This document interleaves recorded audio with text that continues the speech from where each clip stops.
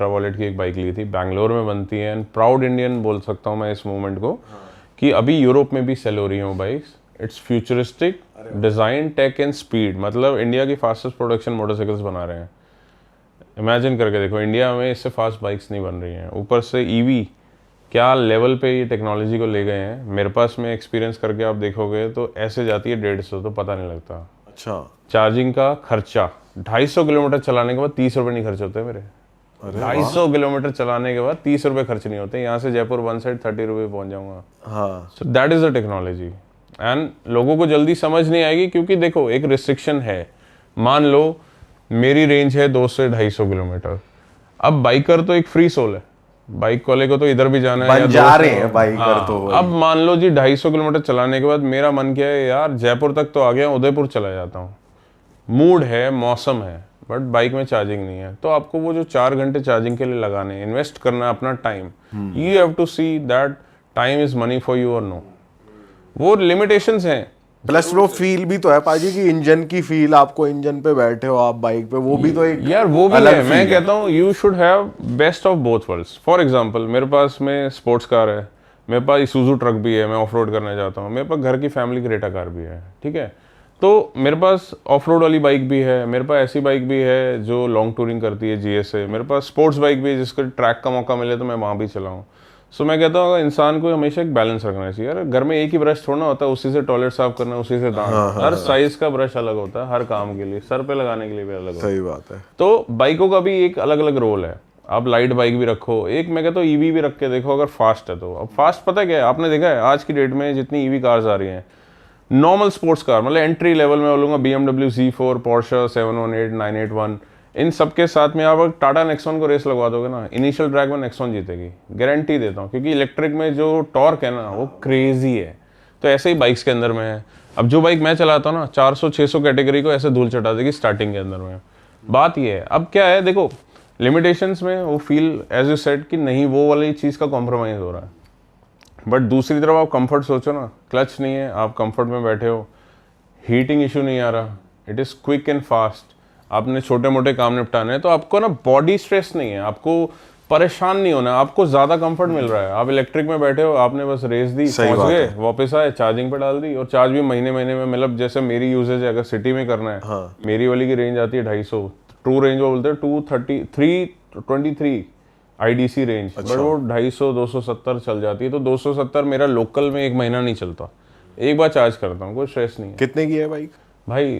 थोड़ी सी महंगी है, 4.5 लाख की क्योंकि again it is a sports bike in the sense, मतलब दिखती नॉर्मल सी है, बट आई विल से कि इलेक्ट्रिक बाइक की एक स्पोर्ट्स बाइक है। अच्छा, यस। पाजी आपने नॉर्थ ईस्ट में भी राइड करी है, तो वो आपकी जर्नी कैसी रही है, कितना सुंदर है नॉर्थ ईस्ट, थोड़ा बताइए। भाई बहुत खूबसूरत है, मतलब one of my favourite places in India. Underrated कहते हैं ना नॉर्थ ईस्ट को बहुत यार ज़्यादा। वो ये है कि अभी बहुत सारे कंटेंट क्रिएटर नहीं गए हैं, या गए हैं तो उन्होंने जस्टिस नहीं किया, मुझे ऐसा लगता है। मैंने भी इनफैक्ट नहीं किया, मैं तो ट्रेन में डाल के अपनी बाइक पहुंचा दी थी मैंने। मैं गया वहाँ पे तवांग वगैरह घूम गया अभी मैं, तो मुझे लगता है और घूमना चाहिए, क्योंकि वहाँ पे आपको पता है मेघालय, मिजोरम, मणिपुर, बहुत सारी 7 स्टेट्स है, 7 सिस्टर्स हैं। अब हर किसी ने यहाँ जाके कंटेंट नहीं बनाया। बहुत सारे फेस्टिवल्स भी होते हैं, ज़ीरो फेस्टिवल भी यहाँ पे होता है, हॉर्नबिल फेस्टिवल भी होता है, लोग नहीं जाते हैं, अच्छे से कवर नहीं करते। कुछ एरियाज़ में डेफिनेटली अभी थोड़ा सा डिस्ट्रप्शन चल रही है, बट एनीवेज मतलब एक स्टोरी भी बताता हूँ, बड़ी इंटरेस्टिंग है। मतलब तवांग की जब बात हो गई, देखो हर कोई, मेरे को लगता है ना, लाइफ में इतना ब्लेस नहीं है कि वो अपने ड्रीम परस्यू कर सके या ओपनली कहीं भी ट्रैवल कर सके। मान लो कोई जॉब में है, उसको लंबी छुट्टी नहीं मिल रही है, उसकी रिस्ट्रिक्शंस है, या ज़्यादा छुट्टी लेगा तो पैसे कटेंगे, या उसके बाद बाइक नहीं है, कैलकुलेशन करके वो मंथ काट रहा है अपना। किसी के कुछ ना कुछ रिस्ट्रिक्शंस होते हैं, किसी की हेल्थ ठीक नहीं है। तो ऐसा ही केस था अभी रिसेंटली जब मैं तवांग गया था, मेरे शायद एक ब्लॉग में भी है, मैं रोने लग गया था। और रोने का रीज़न मेरा मन भारी था। एक तो जब आप पहाड़ों में जाते हो ना, व्हेन यू आर अलोन, जैसा मैंने बताया था, जब मेरा एक गोल्डन रूल है कि जब मैं डेंस, मतलब कह लो कि पहाड़ों में या फॉरेस्ट की तरफ जा रहा हूँ, मैं घर पे पहले इन्फॉर्म कर देता हूँ कि या तो नेटवर्क नहीं होंगे या मैंने फ़ोन स्विच ऑफ किया हुआ होगा, कि भाई मैं हो जाऊँगा सेफ़ हूँ, 2-3 घंटे के लिए अगर नहीं मिले तो ये है मेरा plan.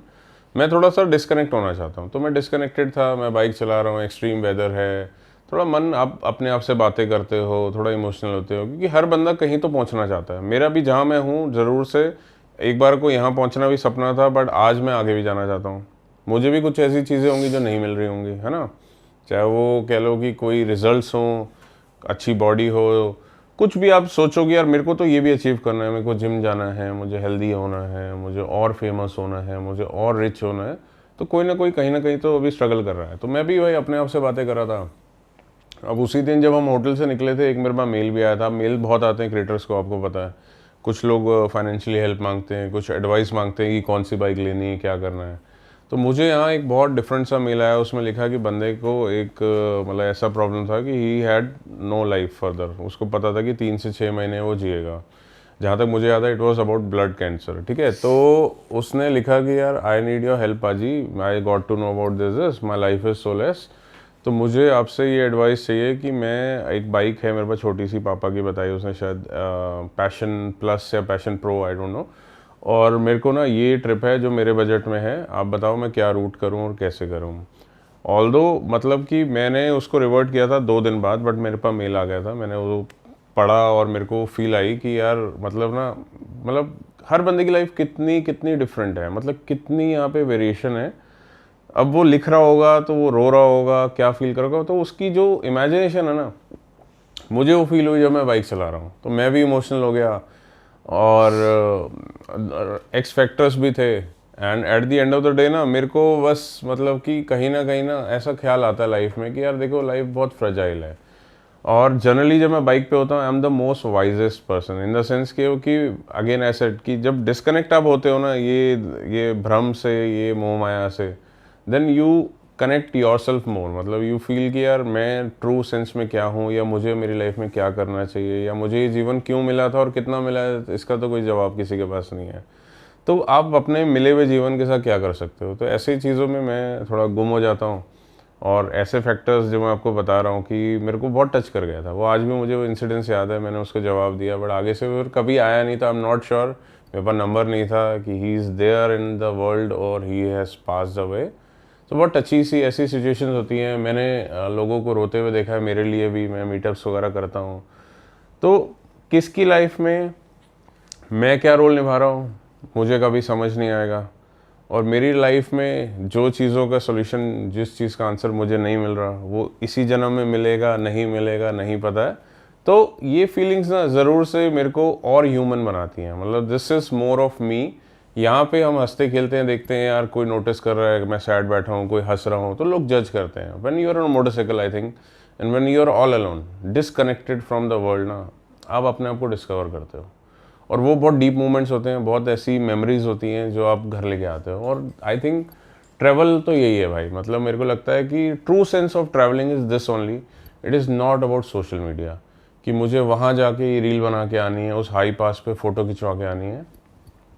Traveller is a traveller. मुझे ये भी याद है कि एक ऐसे ही हमें एक बहुत सीनियर बंदे ने एक बाइक स्टोर पे बोला था, मैं सेना ले रहा था, इंटरकॉम होते हैं हेलमेट टू हेलमेट कनेक्ट करने के लिए।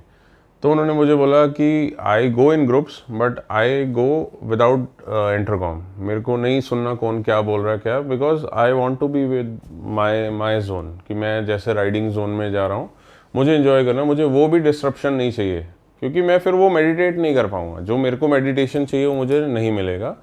तो वैसी चीज़ें भी होती हैं, बट लाइफ बहुत कुछ सिखाती है।